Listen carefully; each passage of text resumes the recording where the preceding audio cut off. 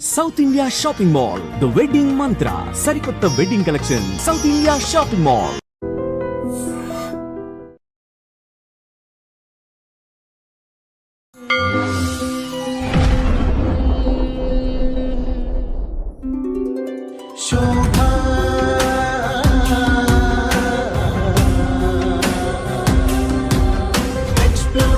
I explore only the truth, the two for you all. Shobha explores. ఇప్పుడు దేశంలో అంతా ఒకే ప్రశ్న, యుద్ధం ఎందుకు ఆగిపోయింది అని. మీ వాల్యుబుల్ ఒపీనియన్ ఒకసారి చెప్పండి. అసలు ఏమైందంటే అమ్మా, పాకిస్తాను ఇంత త్వరలో వాళ్ళని మనము వాళ్ళ మెయిన్ టెర్రర్ క్యాంప్స్ కానీ, వాళ్ళ మెయిన్ ఎయిర్ బేసెస్ కానీ, వాళ్ళ హెడ్ క్వార్టర్స్ కానీ చాకచత్యంతో వాళ్ళని ఇచ్చేసాం. ఇలాగే సాగితే మనం ఇంకా ముందరికి వెళ్ళలేము. డీజీఎంఓ అంటారండి, director general of military operations అని. వాళ్ళకి ఒకళ్ళు ఉంటారు, మనకి ఒకళ్ళు ఉంటారు. దాంతో వాళ్ళకి తెలిసిపోయింది ఇంకా వీళ్ళు ఎక్కడికైనా దూరగలరని. ఆ డీజీఎంఓ అనే అతను హాట్ లైన్లో వాళ్ళ మినిస్టర్స్ వాళ్ళందరూ సలహాలు తీసుకుని మన డీజీఎంఓకి కాల్ చేసి, మేము ఎస్కలేట్ చేయము, మేము వెంటనే ఆపేస్తున్నాము, మీరు దయచేసి మీరు కూడా ఆపండి, అది మా కోరిక అని చెప్పారు. Were you on the battlefield? అంటే మాకు ఎట్లా ఉంటుందంటే various levels of command and control structures ఉంటాయండి. So I was the incharge of entire operation control centre. We're ready for anything. Death అనేది it is just blind check లాగా అనమాట. We just sign a blind cheque. యుద్ధం అంటే చూడండి, మొన్న మురళీ నాయక్ ఉన్నాడు, ఆయన ఒక్కడు చనిపోతే వాళ్ళ తల్లి ఎంత బాధపడుతోంది, తండ్రి ఎంత బాధపడుతున్నాడు, మనమందరం కూడా ఎంత బాధపడ్డాము. ఒకటే సాటిస్ఫాక్షన్ ఏంటంటే దేశం కోసం ప్రాణం అర్పించి సుప్రీం సాక్రిఫైస్ చేసన్న ఇది ఉంటుంది. కానీ ఆ మాతృతనంలో తల్లికి ఉన్నంత బాధ ఇంకా దాన్ని ఎవరం తీర్చలేము. What would be your mental status then sir when you are actually on the battle ఫీల్డ్లో ఉన్నప్పుడు? బ్యాటిల్ ఫీల్డ్లో ఒకటే ధ్యేయం, how to achieve the task. వేరే ఏ ఆలోచన లేదు. అలాగే ఎనిమీ ఎయిర్ క్రాఫ్ట్ ఉందనుకోండి, వాటిని పడగొట్టాలి. సింగిల్ మైండెడ్, ఇంకా వేరే ఏం థాట్ లేదు. నాకు తెలిసి ఫస్ట్ సోల్జర్కి, మీకు తర్వాత అన్నం పండించే రైతుకి, అవునండి, దేశంలో గౌరవం దక్కాలి, తర్వాతే ఇంకెవరికైనా అనిపిస్తుందండి. చాలా గొప్ప విషయం. అందునే మన లాల్ బహదూర్ శాస్త్రి గారు కూడా జై జవాన్ జై కిసాన్ అన్నారు. దేశభక్తి అంటున్నారు కదండి, మరి పక్కింటి వాళ్ళని చూస్తే నాకు అసూయ, కానీ యుద్ధం వస్తే మటుకు ఎక్కడ లేని స్పిరిట్ వస్తుంది. అది నిజమైన దేశభక్తినా? ఇప్పుడు దీంట్లో రెండు రకాలు ఉంటుందండి. ఒకటి ఏంటంటే, సో కొంతమంది వాళ్ళ స్వార్థం కోసం దాన్ని ఏమైనా వాడుకుంటే అది మనం that is just too bad. ఇప్పుడున్న జనరేషన్కి మీ మెసేజ్ ఏమిస్తారండి? ఇప్పుడున్న జనరేషన్కి ఏం లేదండి. ఇప్పుడు నమస్తే శ్రీ నాగేష్ గారు. నమస్కారం అండి. మిమ్మల్ని ఈ యుద్ధ వాతావరణం నెలకొన్న సమయంలో మీట్ అవ్వడం నాకెంతో సంతోషంగా ఉందండి. అది మా అదృష్టం అండి. మీలాంటి అన్నమయ్యపురం మీరు రావడం చాలా సంతోషంగా ఉంది. అంతా దైవ నిర్ణయం. మీ పోటీ పెద్దల ఆశీర్వచనం వల్ల రావడం అనేది నాకు కూడా చాలా ఆనందం కలిగించింది అనుకోకుండా. అక్కడి నుంచి మనం ఇప్పుడు దేశంలో అంతా ఒకే ప్రశ్న ఎక్కడ చూసినా కూడా ఉంది. ఏమిటంటే యుద్ధం ఎందుకు ఆగిపోయింది అని. నా ఆలోచన ఏమిటంటే, ఒక్క కుటుంబంలోనే ఎంతో రాజకీయం నడుస్తూ ఉంటుంది. ఉదాహరణకి నిన్ననే మా వాడు అడిగాడు, రమణ కారులో వస్తున్నప్పుడు, ఎందుకమ్మా యుద్ధం ఆపేశారు అని. అంటే నేను చెప్పిన సమాధానం ఏంటంటే,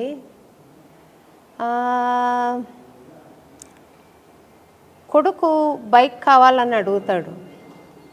అడిగితే తండ్రి కోప్పడి, నీకు బైక్ ఎందుకు, నడుచుకుంటూ వెళ్ళు లేకుంటే బస్సులో వెళ్ళు కాలేజీకి" ఆ కొడుకు తల్లి దగ్గరికి వెళ్ళి బాధ వెళ్ళబుచ్చుకుంటాడు. తల్లి అర్థం చేసుకుంటుంది కొడుకుని. సరేలేరా, నాన్నగారితో ఒప్పిస్తాను అంటుంది. ఆయన ఆఫీస్ నుండి రాగానే ఈమె చెప్పదు.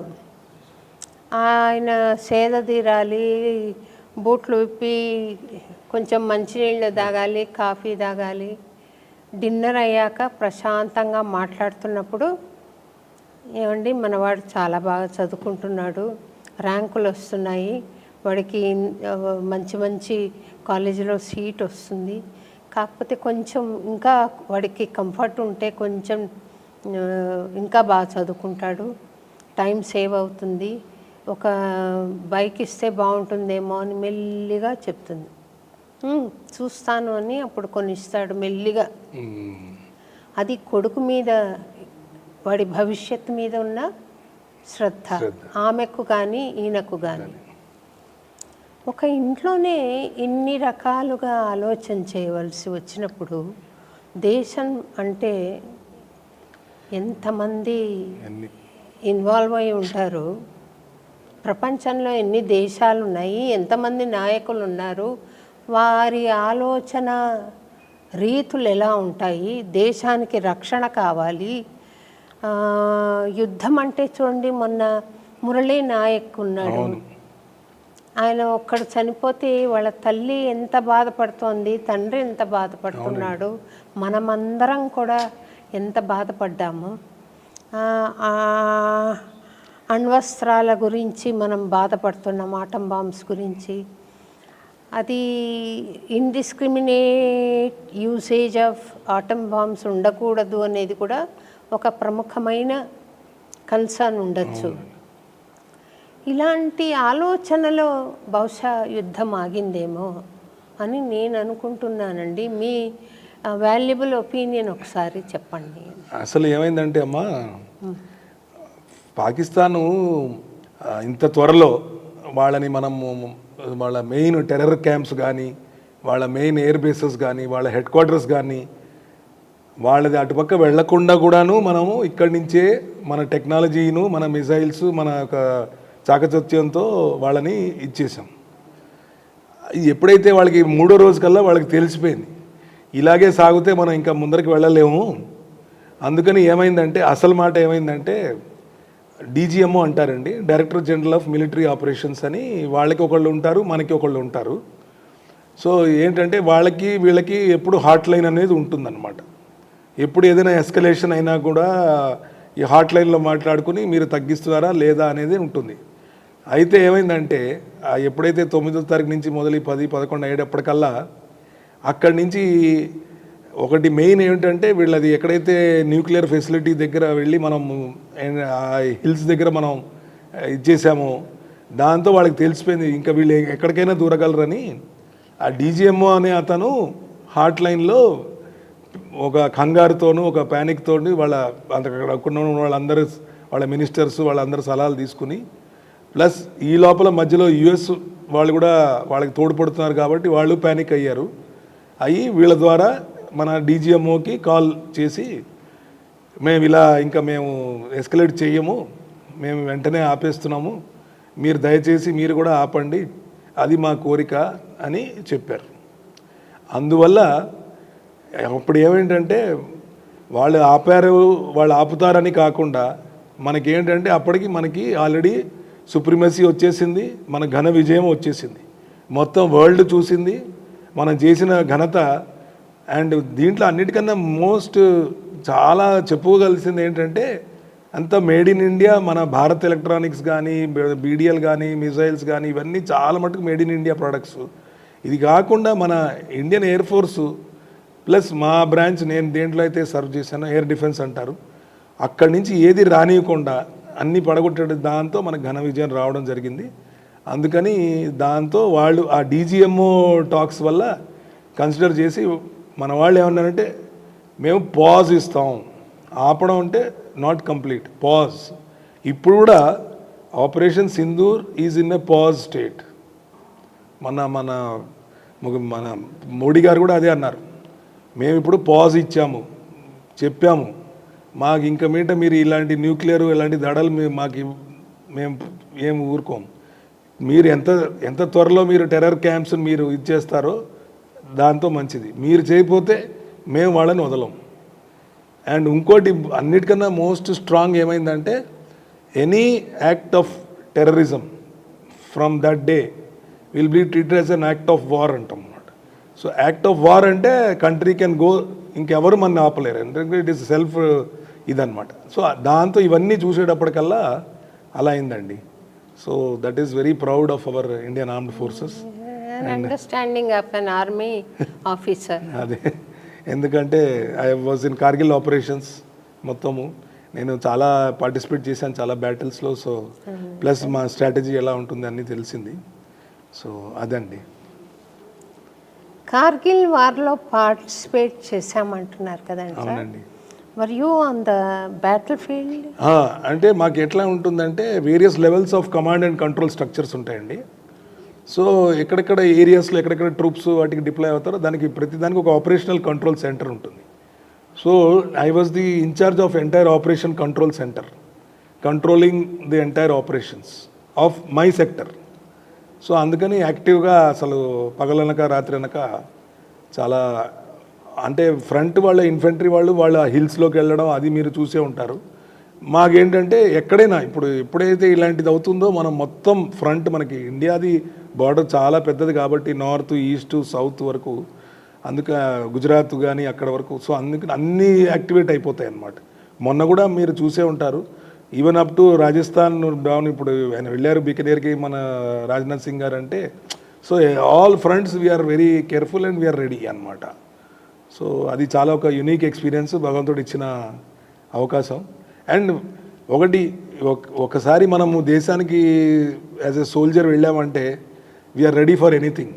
For us we don't, death అనేది ఇట్ ఈస్ జస్ట్, అంటే ఏమంటారంటే బ్లైండ్ చెక్ లాగా అనమాట. We just sign a blind check. So nobody is worried about that thing. How to save the country, how to serve my country, ప్రతి వాళ్ళకి అదే motivation. And మేము as a leaders, as a commanding officer, మా main ఏంటంటే వాళ్ళ troops మొరాల్ ఎప్పుడు maintain చేయడం, వాళ్ళని అంటే ఒక ఫైటింగ్ స్పిరిట్ అవన్నీ చేయాల్సి, అప్పుడు that will maintain the tempo of warfare అనమాట. అది కార్గిల్ వార్ జరుగుతున్నప్పుడు నేను సైనిక్పురిలోనే ఉన్నానండి. అక్కడ రెంటెడ్ బిల్డింగ్లో ఉన్నాను. 99 ప్రార్థన అన్న ప్రత్యేకమైన కార్యక్రమం చేశాము. It's a prayer for protection of our soldiers, our country, and prayer for victory చేసామన్నమాట. చాలా అది గ్రేట్ అండి. అంత అది ఎందుకంటే ఎంత చేసినా డివైన్ బ్లెస్సింగ్స్ అనేది మీ పోటీ ఇలా ఆలోచన రావడం అనేది చాలా గ్రేట్ సంకల్పం. అందులో మీరు కంపోజ్ చేసి అలాంటి పాట, దీనివల్ల యాక్చువల్గా బాగా మొరాల్ బూస్ట్ అవ్వడం, ప్లస్ కంట్రీలో కూడా ఒక స్పిరిట్ రావడం. ఆ కార్యక్రమంలో మేము లేట్ శ్రీ మేజర్ పద్మపాణి ఆచార్య, లేట్ శ్రీ లాన్స్ నాయక్ రామచంద్రుడు వాళ్ళ ఫ్యామిలీస్ని పిలిచి ఆనర్ చేశాము. చాలా great. And I was so happy. ఎందుకనంటే ఇద్దరు ఎవరో ప్రముఖులు ఒక ఆయన వచ్చి వాళ్ళిద్దరికీ 250 square yards land plot donate చేశారు. మరి ఎక్కడున్నారో వాళ్ళు ఇప్పుడు లాంగ్ గ్యాప్ వచ్చింది వాళ్ళు యాక్చువల్లీ మాకేమంటారంటే అండి, anybody who was died in the face of enemy వాళ్ళని మేము వీర్ నారీస్ అంటామండి. ఆ టైట్ దే ఆర్ వీర్ నారీమణులు. సో వీర్ నారీమణులకి ఏంటంటే హైయెస్ట్ రెస్పెక్ట్ మా ఫ్రాటర్నిటీలో. సో ఆ వీర్ నారీలకి ఎప్పుడు అయినా గవర్నమెంట్ కానీ ఈ సైనిక్ వెల్ఫేర్ కానీ ఎప్పుడు మీ పోటీ వాళ్ళు అందరూ they are ready to help and you know bring them. And వాళ్ళ చిల్డ్రన్కి ఎడ్యుకేషన్ కానీ, వాళ్ళకి ఎడ్యుకేషన్ గ్రాంట్స్ కానీ, ఇలా ల్యాండ్ కానీ అట్లా. అప్పుడు ఒక వాళ్ళిద్దరిని చూసి పిలిచిన తర్వాత ఒక పాట రాశాను నేను. కారే కన్నీటి నాపుకొని అబ్బా పెదవులపై చిరునవ్వు అలదుకొని పతిని అంపితివి యుద్ధభూమికి జయ విజయీ భవ అని బా నీ తల్లికి నీ తల్లి మాతృభూమికి నీ తల్లికి మనసా నమస్కరింతుము తల్లి చేతుము ఓ తల్లి అని రాశానన్నమాట పాట. ఆ రోజు పాడాను. తర్వాత కార్గిల్ వారప్పుడు నా తల్లి భరత భూమి మకుటం కాశ్మీరం అబ్బా చెడు దిష్టి సారించక ఉండు ఆమడ దూరం ఆమడు దురాశతో చేయి వేయు ప్రయత్నాలు చేయకు భారతీయ ఆగ్రహానికి ఆహుతి కాకు అబ్బా వందే మాతరం మా మంత్రం అబ్బో అబ్బో కాపాడుటే ధ్యేయం భారత స్వతంత్రం. అబ్బో చాలా అంత అసలు ఆ మెసేజ్ ఎంత క్లియర్గా ఎంత పవర్ఫుల్గా ఉందంటే నా సైనిక సోదరుడు ఒంటరివాడు కాదోయి భారతీయులందరి దీవెనలు తోడున్నాయి దురాక్రమణ సాగించే నీకెవరున్నారు చచ్చినా మావాడని అనరు మీ వారు. అప్పట్లో అవునవును అలాగే వదిలేశారు దే ఆర్ నాట్ వదిలేశారు వాళ్ళ బాడీస్ అన్ని వదిలేస్తే మళ్ళీ మనం ఇక్కడ చేసాం వాళ్ళకి రైట్స్ అన్ని అంతా వాళ్ళు ఇదన్నమాట. చాలా అసలు మీకు ఆలోచన వెంటనే కంపోజిషన్ అంతా నా తల్లి శాంతి క్షమలు నా తల్లి ఊపిరులు అబ్బా అబ్బా శత్రువు మరణించినా కార్చేము అశ్రువులు ప్రార్థన చేసేము మేము నీకోసం కూడా అబ్బా ఓ తల్లి బిడ్డవే కదా నీవు కూడా బా అంత గొప్పగా రాసి నీ దేశంలో ఉన్నది కుటిల రాజనీతి మరు జన్మకైనా కాకు దాని కాహుతి. అబ్బా ఈ పాట ఆ సందర్భంగా నేను పాడానండి. చాలా చాలా మొన్న ఇక్కడ తందనాన అని చేసాం, మీరు కూడా వచ్చారు. ఆ సందర్భంగా మా స్టూడెంట్స్ చాలా బాగా చాలా అసలు అందరూ మీరు ఇక్కడ పాడుతుంటే అక్కడ వాళ్ళు నేను వాళ్ళతో ఉన్న ఆడియన్స్తో అందరికీ ఎంత అసలు ఉత్సాహం వచ్చిందంటే తల్లిగారు ఇంత ఆలోచించి లాస్ట్లో ఈ పాట పాడడం అనేది చాలామందికి నేను వింటున్నా వాళ్ళ కమెంట్స్ అన్నీ. వాళ్ళకి తెలీదు అప్పుడు ఆవిడ జ్యోత్స్న గారు చెప్తే కానీ సరే అలా పాపం మీరు కూడా. సార్ ప్రతి దేశభక్తుడు దైవభక్తుడు కాదేమో కానీ ప్రతి దైవభక్తుడు దేశభక్తుడు కూడా. సో మీకు ఈ మెడల్స్ అన్నీ ఉన్నాయి, వాటి నేపథ్యం ఒకసారి చెప్తారా? చెప్తానండి. అయితే ఇప్పుడు ఈ మెడల్స్ రెండు రకాలుగా ఉంటాయండి. ఒకటి ఏమిటి సర్వీస్ ప్రకారంగా ఫస్ట్ ఇప్పుడు ఇది ఉందండి గ్రీను, తర్వాత ఇది, ఈ రెండు ఏంటంటే ఫస్ట్ ఇది 9 ఏళ్ల తర్వాత ఒక మెడల్ వస్తుంది, 9 ఏళ్ల సర్వీస్ కంప్లీట్ అయిన తర్వాత. ఇంకోటి 20 years. ఇది చూడంగానే ఇది అవతల వాడికి అర్థమైపోతుంది ఈయన చాలా సీనియర్ ఆఫీసర్ అని. ఇంకా అక్కడి నుంచి ఇక్కడ అంటే మీరు ఎక్కడెక్కడ పాల్గొన్నారు, ఏ ఆపరేషన్స్లో పాల్గొన్నారు, ఎక్కడ. నేను ఇప్పుడు ఫర్ ఎగ్జాంపుల్ నేను సియాచిన్ గ్లేషియర్లో ఉన్నాను, లే లదాఖ్లో ఉన్నాను. ఇది కొండలది మీకు చూపిస్తుంది సంకేతం, ఆ కలర్ కూడా అందునే బ్లూలో. సో హై ఆల్టిట్యూడ్ మెడల్ అంటారు. సో దానికి కూడా ఏంటంటే ఒక మినిమం పీరియడ్ ఉంటుందన్నమాట, మినిమం 1 year 6 months తర్వాత అట్లా. సో ఐ వాజ్ ఫార్చునేట్, అందులో నాకు ఆపరేషన్స్ అంటే మొదటి నుంచి చాలా ఇష్టం. సో సియాచిన్ గ్లేషియర్లో ఉన్నాను, కానీ ఇది ఉత్త హై ఆల్టిట్యూడ్దే. అలాగే సియాచిన్ గ్లేషియర్ ఇది చాలా రెస్పెక్టబుల్ మెడల్ అమ్మా. ఈ గ్రే అండ్ వైట్ అక్కడ, ఎందుకంటే it is snow is all, అంటే స్నోలో కూడా తీవ్రమైనది, -60 అంటే చాలా ఇదిగా ఉంటుంది అనమాట. సో విత్ ఇన్ ఆర్మీలో కూడా ఈ గ్లేషియర్ చూస్తే ఈయన బాగా అంతా ఇచ్చేసి వచ్చారు. ఇవన్నీ anti terrorist operation, counter insurgency operation విజయ్లో. సో అప్పుడు నేను దగ్గర ఒక 8 మంది టెర్రరిస్ట్ని ఇది కూడా షూట్ చేయడం అయింది. సో అది దానికి ఇస్తారు. మీరు టెర్రరిస్ట్లను చంపిన వార్త ఉంది కదండి సార్, అది పంజాబీను వాటిలో లోకల్ ఏదో డైలీస్లో ఉంటుంది ఆ టైంలో. అప్పుడు మేము బాగా క్యాప్టెన్ మేజర్గా బాగా అంటే అట్లా ఇప్పుడైనా మేము రెడీయే. So all types of weapons మాకేమి అట్లా ఏమి ఉండదు. దేశద్రోహి అంటే దేశద్రోహియే. అది కాకుండా నెక్స్ట్ మళ్ళీ 50 ఇదేమో మన మన పరాక్రమ్ అని ఆల్మోస్ట్ బ్యాటిల్ దాకా వెళ్ళాం మనం 2001, 2002లో కార్గిల్ తర్వాత. కార్గిల్ వార్ ఇది అనమాట. సో అట్లా సర్వీస్ పరంగా కొన్ని మెడల్స్, మిగతా ఏంటంటే దీని ప్రకారం. అలాగే ఇది వస్తే ఇది chief of army staff commendation medal అంటారు. ఇది అవుట్ స్టాండింగ్ మెరిటోరియస్ సర్వీస్ చేసిన వాళ్ళకి చీఫ్ ఆఫ్ ఆర్మీ స్టాఫ్ నుంచి ఈ మెడల్ ఇస్తారు. అందరికీ రాదు. అది 15th ఆగస్ట్కిను 26th జనవరికి ఇస్తారు. ఇదేమో next level army commander GOC in C commendation medal అంటారు అనమాట.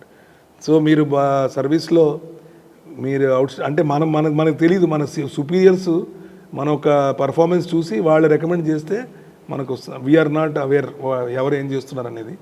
సో ఐ వాజ్ ఫార్చునేట్, ఎందుకంటే నేను ఎప్పుడైనా కానీ ఏది చేసినా అవుట్ స్టాండింగ్ చేయాలి, కంట్రీ కోసం చేయాలి, బెస్ట్ ఆఫ్ ద ఇంట్రెస్ట్ చేయాలని ఉండేవాడిని. ఇప్పుడు కూడా అలాగే ఉంటాను ఎప్పుడైనా. సో అదమ్మా. సార్, కర్నల్ అని, బ్రిగేడియర్ అని, కెప్టెన్ అని, మేజర్ అని రకరకాల ర్యాంక్స్ ఉంటాయి, ట్యాగ్స్ ఉన్నాయి కదా. అది ఎట్లా, హైయెస్ట్ ఏమిటి, నెక్స్ట్ ఏంటి, అవి కొంచెం ఎక్స్ప్లెయిన్ చేస్తారా? యాక్చువల్గా అన్నిటికన్నా టాప్ మనం చీఫ్ అంటామండి, చీఫ్ ఆఫ్ ఆర్మీ స్టాఫ్. ఆయన జనరల్ అంటాం. సో ఆయనకి 4 stars ఉంటాయి. ఇప్పుడు కొత్తగా ఏమైందంటే చీఫ్ ఆఫ్ డిఫెన్స్ స్టాఫ్ అని వచ్చింది, 3 సర్వీసెస్కి హెడ్. ఈ కొత్త అపాయింట్మెంట్ లాస్ట్ 2 years నుంచి 2-3 years నుంచి వచ్చింది. సో ఆయనకి 5 stars అనమాట. ఇక్కడ అంతా కార్నర్లో మీకు తెలిసిపోతుంది నెంబర్ ఆఫ్ స్టార్స్ ప్రకారం. సో మన ఆర్మీలో తీసుకుంటే chief of army staff general, ఆయన నెక్స్ట్ ఏంటంటే vice chief of army staff, వీళ్ళందరూ లెఫ్టినెంట్ జనరల్ అంటామండి. 4 stars వాళ్ళ వెహికల్లో కూడా మీకు 4 stars వచ్చిందంటే లెఫ్టినెంట్ జనరల్ అంటాం. అది ఒక ర్యాంకు. అలాగే ఇప్పుడు మనం మొత్తం ఇండియాని మనం డివైడ్ చేసాం. Southern command, eastern command, northern command, western command, south west command అని ఇట్లా కమాండ్స్ అని మొత్తం కంట్రీని డివైడ్ చేసాం. సో ప్రతి కమాండ్కి ఒక lieutenant general, senior officer, lieutenant general army commander అంటాం, ఆయన ఉంటారు. దెన్ ఆయన కింద నెక్స్ట్ కోర్ అంటాం, కోర్ కమాండర్స్ అని వాళ్ళు ఉంటారు, వాళ్ళందరూ లెఫ్టినెంట్ జనరల్స్. దాని తర్వాత మేజర్ జనరల్స్ వచ్చి డివిజనల్ హెడ్ క్వార్టర్ అంటే ఇప్పుడు హైదరాబాద్లో కూడా ఒక డివిజన్ ఉంది. సో వాళ్ళకి ఒక మొత్తం ఒక ఏరియా డివిజన్ అంటే దగ్గర దగ్గర ఒక 300-400, 500-600 kilometers వాళ్ళు కాపాడాలన్నమాట. సో మేజర్ జనరల్, తర్వాత బ్రిగేడియర్, వీళ్ళందరూ ఏంటంటే అట్ ద హయ్యర్ లెవెల్ వాళ్ళు ఓవరాల్ కంట్రోల్. యాక్చువల్గా మన బ్యాటిల్లోకి తీసుకెళ్లేది కర్నల్స్, మేము. సో దాన్ని ఏమంటారు, ఫైటింగ్ యూనిట్ అంటాం. సో కర్నల్ అప్రూవ్ చేసే ముందర whether is fit for war అనేది ఆ ఫిట్నెస్ చూస్తారు, ఆ క్వాలిటీస్ ఉన్నాయా లేదా చూసే రికమెండ్. చాలా టఫ్గా ఇప్పుడు మా బ్యాచ్లో దగ్గర 55 మందిలో ఒక 17 మంది అయ్యారు. అంటే ఎంతసేపు వార్లో ఈయన కేపబుల్గా తీసుకెళ్తాడా లేదనేది. సో కర్నల్ ఒక బెటాలియన్కి ఇన్ఛార్జ్. సో బెటాలియన్ అంటే ఒక 1200 మంది ఉంటారు, ఆఫీసర్లు, జేసీఓలు. కర్నల్ తర్వాత నెక్స్ట్ నెంబర్ 2. ఎప్పుడైనా కానీ ఆర్మీలో ఏంటంటే బ్యాకప్ ఉంటుందండి. Anything can happen any time, weather your colonel, your commanding officer. So backup అనేది ఉంటుంది. సో సెకండ్ ఇన్ కమాండ్ అని లెఫ్టినెంట్ కర్నల్ ఒక అతను, అట్లా లెఫ్టినెంట్ కర్నల్. దాని కింద మామూలుగా మేజర్, తర్వాత క్యాప్టెన్ అండ్ లోయెస్ట్ లెఫ్టినెంట్. ఇప్పుడు ఎప్పుడైతే ట్రైనింగ్ అయ్యి మనం బయటకు వెళ్తామో లెఫ్టినెంట్ అనమాట. So lieutenant, captain, major, lieutenant colonel, brigadier. ఒక బ్రిగేడియర్ కింద 4 కర్నల్స్ ఉంటారు, 4 బెటాలియన్స్ ఆయన కింద కంట్రోల్లో ఉంటాయి. అలా 4 బ్రిగేడియర్స్ కింద ఒక major general, divisional head quarter, అట్లా అన్నమాట. అది మా హైరార్కీ. బాగుందండి. అంటే మీరు ఈ కార్గిల్ వార్లో బ్యాటిల్ ఫీల్డ్ వెళ్ళారా? మేము డిప్లాయిడ్ అసలు మొత్తం. అందుకనే మాకు operations direct live exposure. And వాళ్ళు చెప్పేంత వరకు అక్కడే మేము. ఇప్పుడు వాళ్ళు సీజ్ ఫైర్ కానీ అలా మేము మాకు ఆర్డర్స్ విడిగా ఉంటాయి. What would be your mental status then sir when you are actually on the battle ఫీల్డ్లో ఉన్నప్పుడు? ఇట్ ఈస్ ఆల్, అవునండి. ఏంటంటే 2 ప్రతి ఇట్లాంటి సిచ్యువేషన్స్లో బ్యాటిల్ ఫీల్డ్లో the task is very clear cut. So ఒకటే ధ్యేయం, how to achieve the task. వేరే ఏ ఆలోచన లేదు. How I should achieve my task and నా కింద ఉన్న ట్రూప్స్తో how I should achieve the task. For example మొన్న మనకి పాకిస్తాన్ వాళ్ళు చాలా డ్రోన్స్ అవి పంపించారు దగ్గర 400-500 మంది డ్రోన్స్ వెళ్ళినాయి. సో మా వీళ్ళేంటి అవర్ ఓన్లీ టాస్క్ ఆ డ్రోన్స్ని పడగొట్టాలి. అలాగే ఎనిమీ ఎయిర్క్రాఫ్ట్ ఉందనుకోండి వాటిని పడగొట్టాలి. సో సింగిల్ మైండెడ్, ఇంకా వేరే ఏం థాట్ లేదు. ఆ ఏం అచీవ్ అవ్వాలి, అది అవుతూనే ఉండాలి, అయ్యేంత వరకు అవుతూనే ఉండాలి. And destroy the enemy objective అన్నమాట. ఇదంతా చాలా క్లియర్ కట్గా ఉంటుంది. దానికి ఏమైనా ప్రాక్టీస్ చేస్తారా మెంటల్ స్టేటస్ కోసం? మాకు నార్మల్ పీస్ టైంలో ఎక్కడున్నా కానీ మీరు ఎక్కడైతే వార్లో వెళ్ళి యుద్ధం చేస్తారో ఆ ఏరియాస్లో సంవత్సరానికి కనీసం 2 నెలలు టోటల్ మాకప్ డ్రిల్స్ అవుతాయి. కంప్లీట్ మాకప్ డ్రిల్స్ అవుతాయి. అంటే ఎక్స్పెక్టింగ్ అలాంటి సిచ్యువేషన్లో ఎలా ఉండాలి అనేది. సో అక్కడ ఏంటంటే ఒక వార్ గేమింగ్ లాగా అవుతుంది. సో అట్లాంటి సిచ్యువేషన్లో they will create one falls enemy, వాళ్ళు వస్తే ఎలా, మీరు ఎలా చేస్తారు అలా అని ఒక 2 months ఎవ్రీ ఇయర్ దాన్ని మొబిలైజేషన్ అంటాం. సో అది ఒకటి ప్రాక్టీస్ చేస్తాం. రెండోది ఇప్పుడు ఇప్పుడు ఈ మిసైల్స్ కానీ గన్స్ కానీ అంటే ఒకసారి every once or twice in year మా వాళ్ళందరినీ ట్రైనింగ్, లైవ్ టార్గెట్స్, లైవ్ అంటే దాని ఉంటాయిలేండి మిసైల్స్ అవి. సో అట్లా. So every time you are preparing for war, every instant you are preparing for war. So రేపు వెళ్ళి మీరు డిప్లాయ్ అవ్వండి అంటే మాకేం కొత్త ఏం లేదు. ఎందుకంటే we know where to go, what to do. Only thing it will be live. కానీ ద బెస్ట్ పార్ట్ ఏంటంటే war is always unpredictable and you should always be ready for surprises. So దాని తగినట్టు మీరు మంచిగా ప్రిపేర్ అయితే you can take on any surprise అనమాట. మీరు అలా ప్రిపరేషన్ ఉంది కదా, ఈ ఆర్మీ వాళ్ళ wives they are also prepared in one way. అవునండి. యుద్ధానికి పోతున్నారు అని అంటేనే there is a risk chance. మరి మొన్న చూడండి మురళీ నాయక్ గారి మదరు అన్కంట్రోలబుల్గా బాధపడుతున్నారు. ఎందుకని బాధ నాకేసిందంటే నేను అర్థం చేసుకుంటా, అయ్యో అని ఆమెను చూసి బాధపడుతున్నాను. కానీ ఆమెకు కొడుకు యుద్ధానికి వెళ్ళేటప్పుడే తెలుసు కదా ఎందుకు అలా అన్కంట్రోలబుల్గా బాధపడుతున్నారు. అంటే ఎంత యుద్ధానికి వెళ్ళినా ప్రతి వాళ్ళకి ఆశ ఏముంటుంది, విజయంగా సాధించుకుని మళ్ళీ వాపస్ తిరిగి వస్తారనే ఉంటుంది. అదే హ్యూమన్ లైఫ్, సోల్జర్ కానివ్వండి, ఒకటే సాటిస్ఫాక్షన్ ఏంటంటే దేశం కోసం ప్రాణం అర్పించి సుప్రీం సాక్రిఫైస్ చేసిన ఇది ఉంటుంది. కానీ ఆ మాతృతనంలో తల్లికి ఉన్నంత బాధ ఇంకా దాన్ని ఎవరం తీర్చలేము. అది చాలా హృదయ విదారకంగా ఉంది. ఆయన పోవడం అంత ఎంగేజ్లో మనకు చాలా బాధగా ఉంది. అది ఉంటాయండి మరి.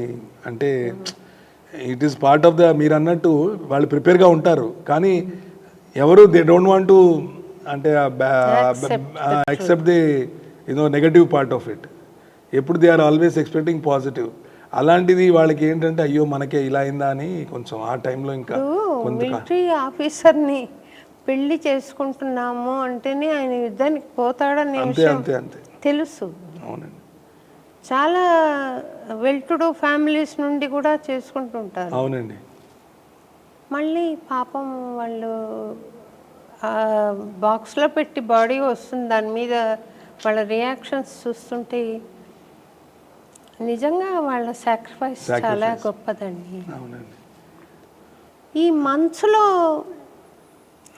ఉండి కూడా సర్వైవ్ అయ్యి మళ్ళీ శత్రువుని ఫేస్ చేయడం అనేది ఒక పెద్ద ప్రక్రియ కదండి. హనుమంతప్ప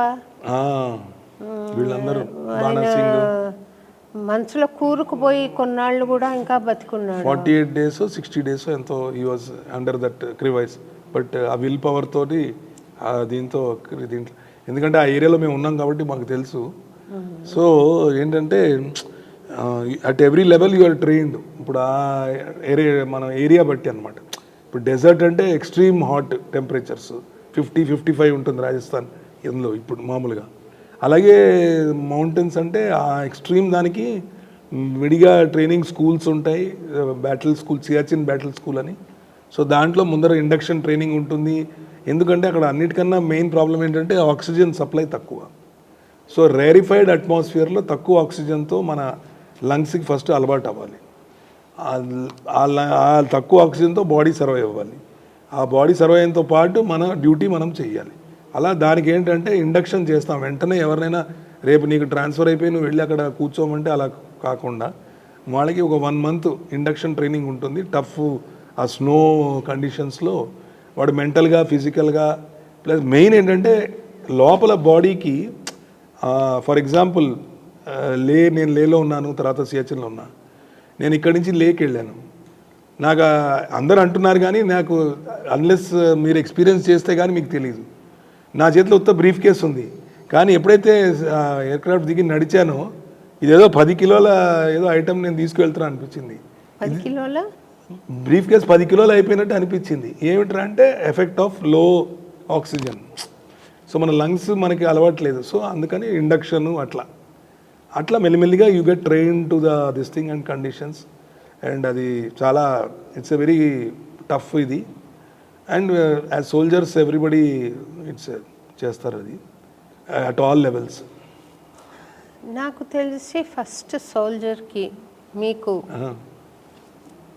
తర్వాత అన్నం పండించే రైతుకి అవునండి దేశంలో గౌరవం దక్కాలి, తర్వాతే ఇంకెవరికైనా అనిపిస్తుందండి. చాలా గొప్ప విషయం. అందునే మన లాల్ బహదూర్ శాస్త్రి గారు కూడా జై జవాన్ జై కిసాన్ అన్నారు. జై జవాన్ జై కిసాన్ అదే ఇది ఉంటే కరెక్ట్ అండి. చాలా ఆయన అంతా దూరదృష్టితో ఒక జస్ట్ స్మాల్ ఒక ఇదైనా కానీ అది ఇంబైబ్ అయిపోయింది అందరిలో. అండ్ దీనివల్ల ఏమవుతుంది, ఇప్పుడు మొన్న అయిన ఆపరేషన్స్లో ఒక పేట్రియాటిజం పెరిగిపోయి తర్వాత ఏంటంటే మన దేశానికి అందరూ ఎంత డిఫరెన్సెస్ ఉన్నా అందరూ దే కమ్ టుగెదర్. మనం వాట్ వీ కెన్ డూ, మనం ఎలా చేయాలి మన దేశం అంటే ఆ నేషనల్ స్పిరిట్ అనేది. అందునే కొత్తగా మొన్న ఇది అవ్వంగానే ప్యారల్గా ఈ నేషనల్ సివిల్ డిఫెన్స్ ఫోర్స్ అని ఎవ్రీ స్టేట్లో తయారు చేయమని వచ్చింది. So any youth anybody who wants they can enrol. వాళ్ళకి బేసిక్ ట్రైనింగ్ ఇస్తారు, ఫస్ట్ ఎయిడ్, ఎమర్జెన్సీ, రేపు ఏమైనా ఇదైతే ఎలా వీళ్ళని కాపాడాలనేది. సో ఇప్పుడు కొత్తగా ఈ నేషనల్ సివిల్ డిఫెన్స్ ఫోర్స్ మనకి మొన్ననే స్టార్ట్ అయినాయి registrations. So I will appeal to whoever is watching, all the youth and not only youth, even others also who are keen to assist civil defence ఫోర్స్లోకి వెళ్తే. For example nurses ఉన్నారు, doctors ఉన్నారు, అలాగే paramedical వాళ్ళు ఉన్నారు. They can be of very good use అనమాట. పాట పాడి వాళ్ళకి సర్వీస్ చేయొచ్చు అంటే నేను కూడా వెళ్తాను సార్. తప్పకుండా అండి.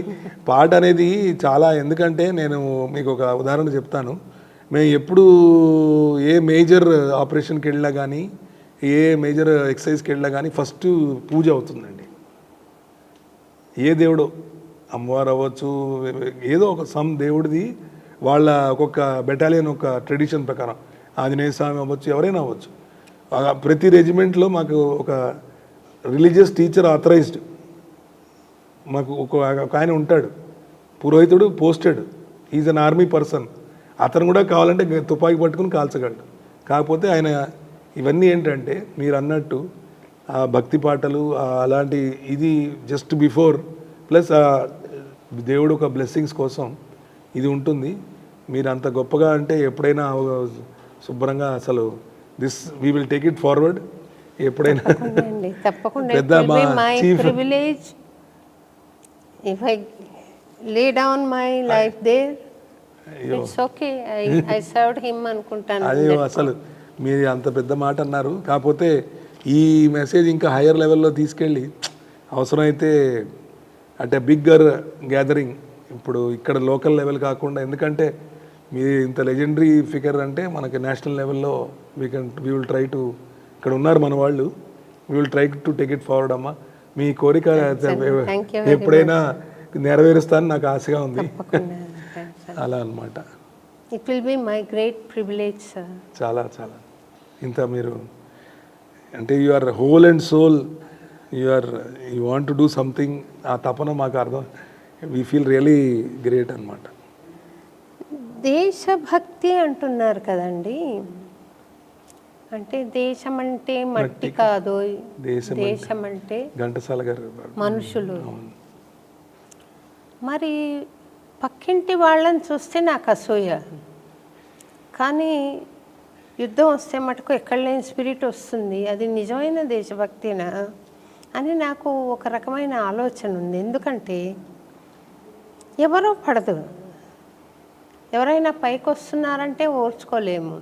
మన వాళ్ళే, మన తెలుగు వాళ్ళే అయి ఉంటారు పైపెచ్చు, ఓర్చుకోలేము. కాకపోతే యుద్ధం అంటే మటుకు వందే మాతరం అని బిగ్గరగా అరిచి రచ్చ చేయమంటే చేస్తాము. ఎందుకు ఇలా ఉంది అనేది ఒక ఆలోచన. ఇప్పుడు కోడి పందాలు చూడండి, అవునండి. నా కోడి గెలిచింది, నీ కోడి గెలిచిందని ఎంత పౌరుషంగా రియాక్ట్ అవుతారు. అదే వాళ్ళ ఎమోషన్స్ మీద ప్లే చేసి అది ఏదైనా కానీ అరుస్తారా, లేకపోతే దేశాన్ని నిజంగా ప్రేమిస్తున్నారా? ఈ సాంప్రదాయాన్ని, ఈ సంస్కృతిని, ఈ విలువలను, ఈ భక్తిని, ఈ రాముణ్ణి, ఈ బుద్ధుణ్ణి, ఇక్కడున్న మనుషులందరినీ మతాతీతంగా భారతీయుల్ని ప్రేమిస్తున్నారా? లేకపోతే అటువంటి సిచ్యువేషన్ వచ్చినప్పుడు అరుస్తారా వందే మాత్రం? ఇప్పుడు దీంట్లో 2 రకాలు ఉంటుందండి.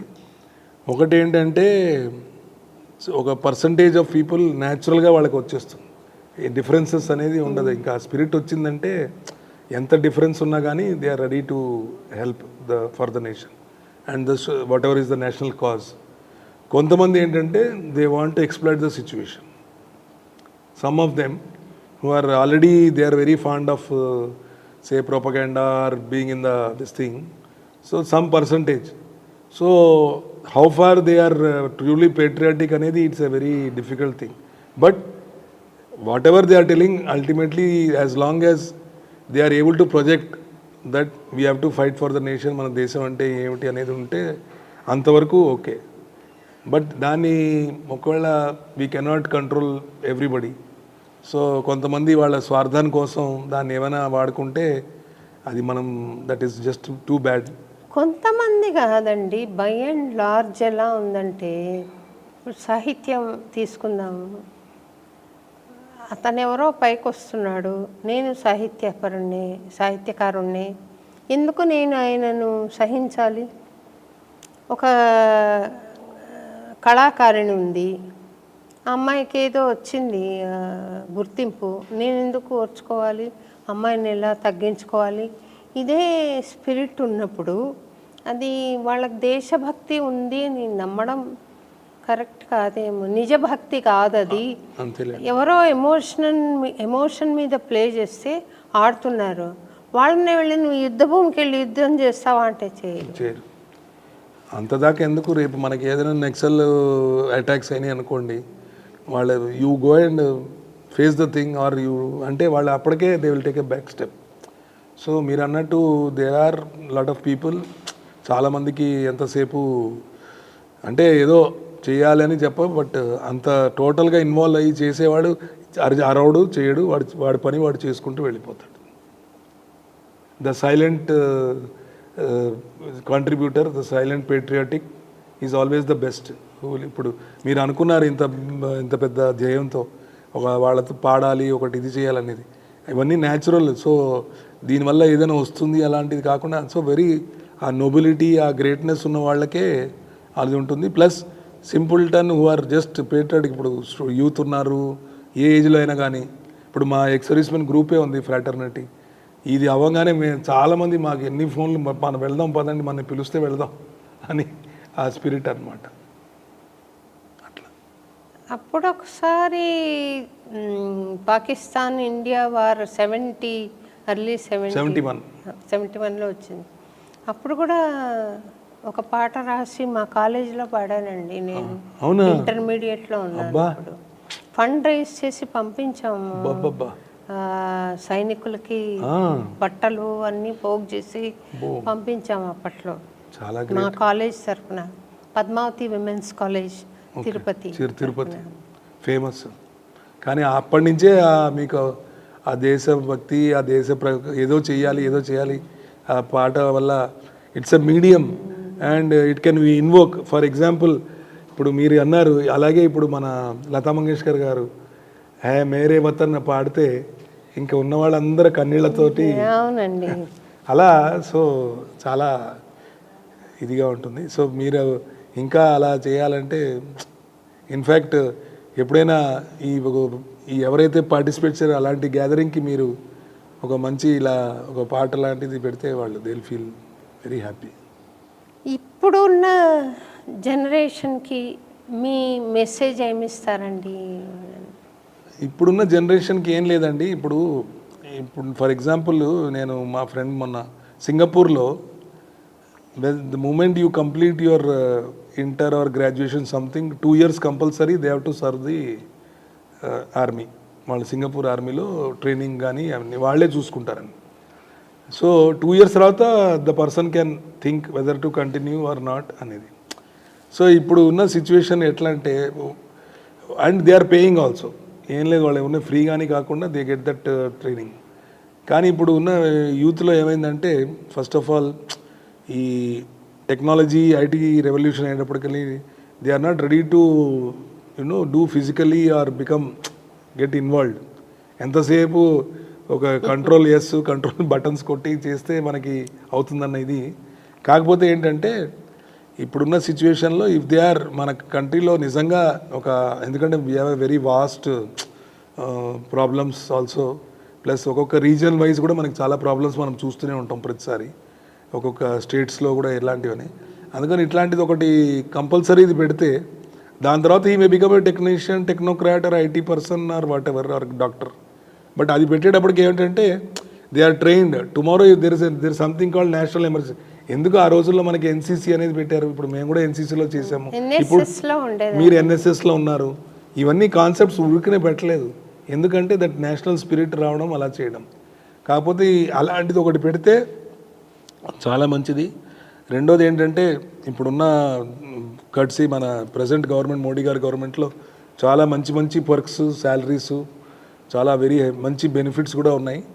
అండ్ ఇంత అన్ఎంప్లాయ్మెంట్ ఉన్నప్పుడు ప్రతి వాళ్ళు ఐఏఎస్, ఐపీఎస్, గ్రూప్ 1 అలా అఫ్కోర్స్ ట్రై చేయడం తప్పేం లేదు. కాకపోతే దాంట్లో లిమిటెడ్ ఇది కాబట్టి ఇది మంచి, ఇది ఒక వెరీ గుడ్ అవెన్యూ చేయడానికి. అండ్ ఇంకోటి కూడా ఇప్పుడు ఆర్మీ ఈజ్ ఆల్సో వెరీ చాలా హై ఉందండి టెక్నాలజీలో.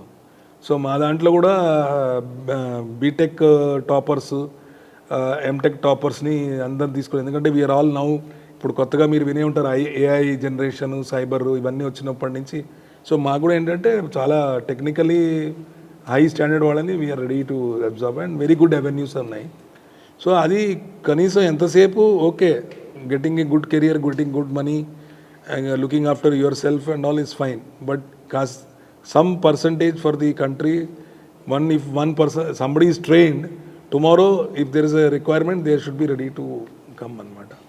అప్పుడే అలాగే కొంచెం మిడిల్ లెవెల్, ఫ్యామిలీ లెవెల్ వచ్చినప్పుడు పిల్లల్ని మెల్లిగా మీరు అన్నట్టు మన వాళ్ళని, ఇప్పుడు మీరు ఎన్ఎస్ఎస్లో చేరారు, మేము స్కూల్లో ఎన్సీసీలో చేరాము, అలా మెల్లిమెల్లిగా ఆ స్పిరిట్ అనేది వస్తుంది. అందుకని ఇన్స్టెడ్ ఆఫ్ ఎంతసేపు పెట్టుకుని గేమ్స్ అవి కాకుండా సో ఉంటే చాలా బాగుంటుందండి. I feel they can contribute. ఈ విలువలు పడిపోతున్న ఈ సమాజంలో నాకు అనిపిస్తుంది, ఇప్పుడు మీరు కర్నల్ శ్రీ నాగేష్ గారు ఈరోజు 1 hour లెక్చర్ ఇస్తారు, మీ అందరితో మాట్లాడతారనో, మీతో ఇంటరాక్షన్ అను, లేదా సైనికులు ఎవరో ఒకరిని పిలిచి వాళ్ళతో ఇంటరాక్షన్ అను, లాఫ్టీ ఐడియల్స్ ఉండేలాగా స్వామీజీలతో మంచి మంచి వాల్యూస్ చెప్పేవాళ్ళతో చెప్పాలండి. ఏదో చచ్చుగా వాళ్ళు జాతి నిర్వీర్యం అయిపోకూడదు, వైబ్రెంట్గా ఉండాలి with spiritual knowledge and patriotism అంటే ఒక శివమెత్తిన కోడిపందాల స్పిరిట్ కాదు. దేశం యొక్క కల్చర్ అర్థం చేసుకొని, ఫిలాసఫీ అర్థం చేసుకుని, దేశం యొక్క నాగరికతను అర్థం చేసుకుని, ప్రజల నాడిని పట్టుకుని, మన వేదాలు, మన బ్యాక్గ్రౌండ్ ఏంటి తెలుసుకుని, దాన్ని ప్రొటెక్ట్ చేసుకుంటూ ఆ దిశగా వెళ్ళడానికి ఎంతో కొంత ప్రయత్నం స్కూల్ లెవెల్ నుంచి చాలా.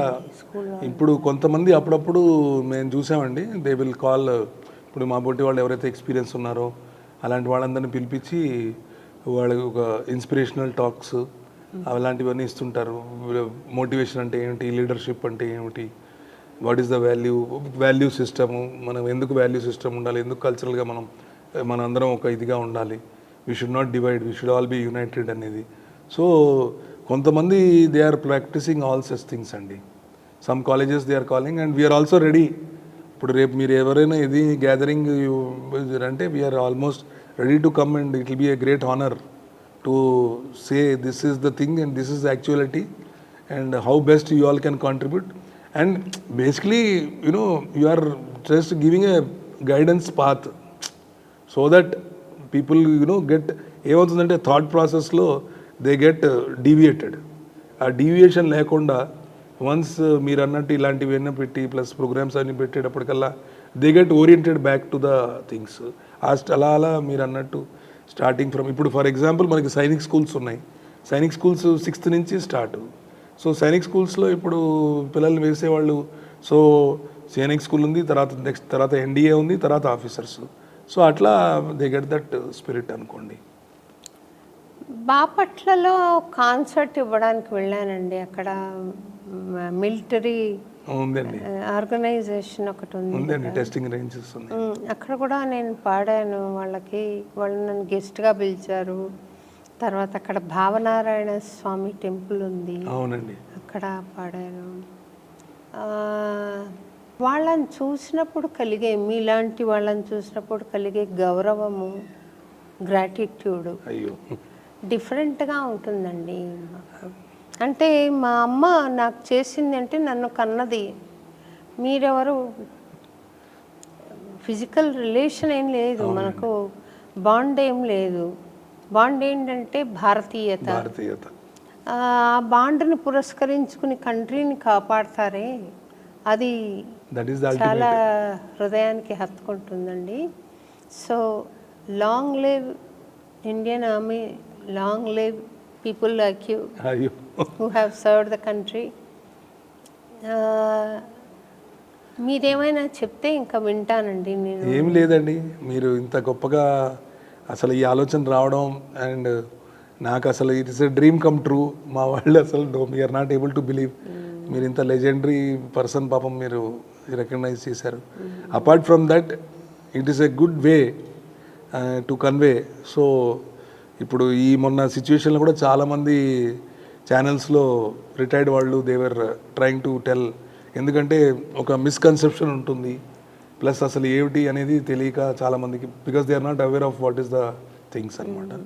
సో అట్లా regular forums, regular interaction. For example ఇవాళ కూడా సాయంత్రం ఉంది సాలిడారిటీ మార్చ్, మన అంబేద్కర్, మా ఎక్సర్వీస్ మెన్ మొత్తం వాళ్ళందరూ పిలిచారు. So next evening I'm going there. అలాగే రేపు 1 Nation 1 ఇదేదో ఉంది మన కిషన్ రెడ్డి గారిది ఇది. సో అట్లా one has to keep engaging and telling, and once they are, when the public is seeing, it is always good to inspire and make the other generation also to come up. And నాకు last question ఒకటి ఉందండి. ఇలా పబ్లిక్గా మాట్లాడుతున్నాం కదా, strategies గురించి discuss చేస్తున్నాం, మోడీ గారి ఆదర్శం ఇది, ఉద్దేశం ఇది అని మాట్లాడుతున్నాం. అక్కడ అటమిక్ ఎనర్జీ గురించి అటమిక్ వెపన్స్ గురించి మాట్లాడుతున్నాం. Is that right to talk in public? ఎందుకంటే ఇది nowadays social media is so powerful, it will reach any corner of the world. ఒకసారి మాట్లాడితే అది కరెక్టే అంటారా? దీంట్లో యాక్చువల్గా ఏమిటంటే అండి, there is something known as 2 aspects అండి. One is known as information warfare, one is known as psychological warfare. So any good country will effectively use both these things to ensure it reaches the right people at the right time or the wrong people at the right time, so that they are generally, ఇప్పుడు వాళ్ళు అవతల వాళ్ళు మేము అది పడేసాం ఇది పడేసారు, but దగ్గర ఇట్ వాస్ ప్రూవ్డ్ ఫాల్స్.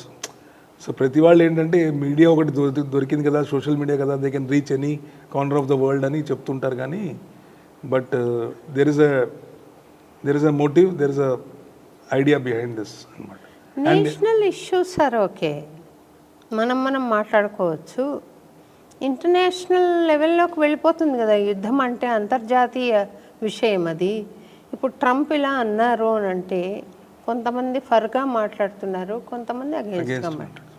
ఆయన దృష్టికి వెళ్ళింది అనుకోండి, ఆయన ఒపీనియన్ ఫామ్ చేసుకోవడానికి మెజారిటీ ఆఫ్ పీపుల్ ఎట్లా ఫీల్ అవుతున్నారు అని కూడా ఆలోచన చేయడానికి అవకాశం ఉంది కదా.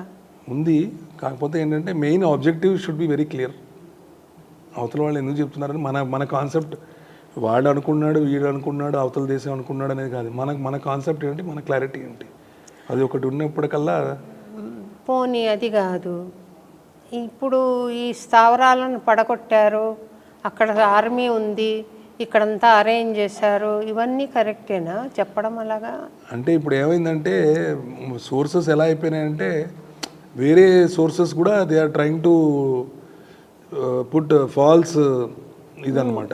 ఫాల్స్. ఎందుకంటే మన దాంట్లో ఏదో 5 మన రఫేల్ జెట్స్ని పడేసామని వాళ్ళు ఏదో పెట్టారు ప్రాపగేండా, తీరా ఎక్కడా లేదు అది, తర్వాత అది ఫాల్స్ అని ప్రూవ్ అయిందనమాట. సో అందుకని ఏంటంటే to correct what is the correct perspective some time, but everything is duly vetted, duly thought of, and ఎంతవరకు అవసరమో అంతవరకే. దే విల్ నాట్, అసలైనవన్నీ కూడా అవసరం కూడా లేదండి చెప్పడానికి. So thank you very much for sparing so much అయ్యో, టైమ్ పెద్దవారు. And coming such a long distance no అలా ఏం టు లేదు, షేర్ యువర్ వాల్యుబుల్ మీరు ఇంత వ్యూస్ టైం అండి. ఇచ్చారు and I am very And glad. saluting you thank you sir for the sacrifices army has done for our country. Thank you very much. నమస్తే అండి. నా తల్లి భరత భూమి మకుటం కాశ్మీరం, చెడు దృష్టి సారించక ఉండు ఆమడ దూరం, దురాశతో చేయివేయు ప్రయత్నాలు చేయకు, భారతీయ ఆగ్రహానికి ఆహుతి కాకు. నా తల్లి భరత భూమి మకుటం కాశ్మీరం, చెడు దృష్టి సారించక ఉండు ఆమడ దూరం, దురాశతో చేయివేయు ప్రయత్నాలు చేయకు, భారతీయ ఆగ్రహానికి ఆహుతి కాకు. వందే మాతరం మా మంత్రం, కాపాడుటే ధ్యేయం భారత స్వతంత్రం. వందే మాతరం మా మంత్రం, కాపాడుటే ధ్యేయం భారత స్వతంత్రం. మా సైనిక సోదరుడొంటరివాడు కాదోయి, భారతీయులందరి దీవెనలు తోడున్నాయి. మా సైనిక సోదరుడొంటరివాడు కాదోయి, భారతీయులందరి దీవెనలు తోడున్నాయి. దురాక్రమణ సాగించి నీకెవరున్నారు, దురాక్రమణ సాగించి నీకెవరున్నారు, చచ్చినా మావాడని అనరు నీవారు. వందే మాతరం మా మంత్రం, కాపాడుటే ధ్యేయం భారత స్వతంత్రం. వందే మాతరం మా మంత్రం, కాపాడుటే ధ్యేయం భారత స్వతంత్రం. శాంతి క్షమలు నా తల్లి ఊపిరులు, శత్రువు మరణించిన కార్చేము అశ్రువులు. శాంతి క్షమలు నా తల్లి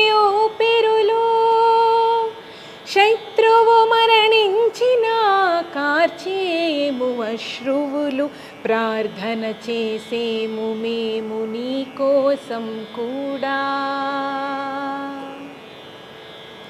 ప్రార్థన చేసేము మేము నీ కోసం కూడా. ఓ తల్లి బిడ్డవే కదా నీవు కూడా. నీ దేశంలో ఉన్నది కుటిల రాజనీతి, మరు జన్మకైనా కాకుదాని కాహుతి. నీ దేశంలో ఉన్నది కుటిల రాజనీతి, మరు జన్మకైనా కాకుదాని కాహుతి. నా తల్లి భరత భూమి మకుటం కాశ్మీరం, చెడు దేష్టి సారించక ఉండు ఆమడ దూరం. దురాశతో చేయివేయు ప్రయత్నాలు చేయకు, భారతీయ ఆగ్రహానికి ఆహుతి కాకు. వందే మాతరం మా మంత్రం, కాపాడుటే ధ్యేయం భారత స్వతంత్రం. వందే మాతరం మా మంత్రం, కాపాడుటే ధ్యేయం భారత స్వతంత్రం. వందే మాతరం మా మంత్రం, కాపాడుటే ధ్యేయం భారత స్వతంత్రం.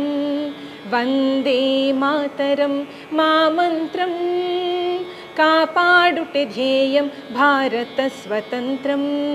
వందే మాతరం మా మంత్రం, కాపాడుటే ధ్యేయం భారత స్వతంత్రం. వందే మాతరం మా మంత్రం, కాపాడుటే ధ్యేయం భారత స్వతంత్రం.